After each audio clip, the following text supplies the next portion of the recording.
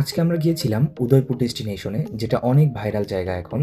সেখানে আমরা গিয়ে তাদের গেস্ট রুমে বসার সাথে সাথেই আমাদের থেকে অর্ডার নেওয়ার জন্য আসে।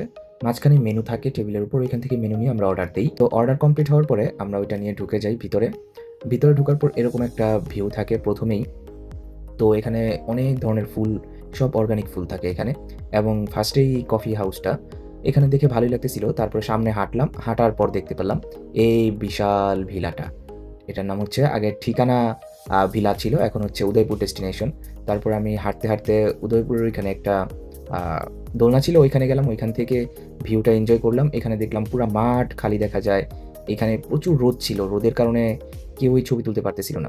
পরে আমরা খাওয়ার জন্য ভিতরে গেলাম। আমাদের মেনু ছিল ৳২৪০০ আর পানি ছিল ২ টা ৳৭০ করে, ৳১৪০।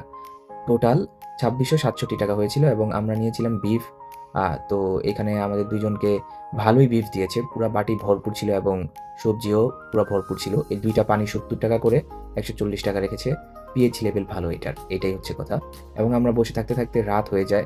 সন্ধ্যার পর ভিউটা আমার কাছে অনেক দারুণ লাগছে। পুরা বাড়িটার মধ্যে আলো জ্বালিয়ে দেওয়ার পরে বাড়িটাকে অনেক সুন্দর লাগতেছিল। মনে হচ্ছিল যে রাজপ্রাসাদের মধ্যে আছি। কেউই ছিল না, তখন সবাই বের হয়ে গিয়েছিল সন্ধ্যার পরে। এটা ৮টা পর্যন্ত খোলা থাকে, বাট আমরা ৮টা ১০-১৫ পর্যন্ত ভিতরে ছিলাম। সব ভিউ এনজয় করেছি আমরা। অনেক সুন্দর লাগছে আমাদের কাছে। এবং এইখানে যে ভিউটা মেইন, সেটা হচ্ছে যে সিঁড়িগুলোর উপরে মানুষ দাঁড়িয়ে দাঁড়িয়ে ছবি তোলে, এটাই। পরে আমরা রাতে বেরিয়ে যাওয়ার সময় একটা ভিডিও নিলাম। তারপরে কফি হাউসটা একটু দেখলাম যে ভালোই। ওইখানে কফি শুরু হয়, আমি দেখলাম মেনুতে ৳৩২০ থেকে শুরু। লাস্টে বের হওয়ার সময় খেয়াল করলাম যে কিডস জোন রয়েছে। তো এগুলো দেখে আবার চলে আসলাম। ইনশাআল্লাহ দেখা হবে পরবর্তী কোনো ভিডিওতে।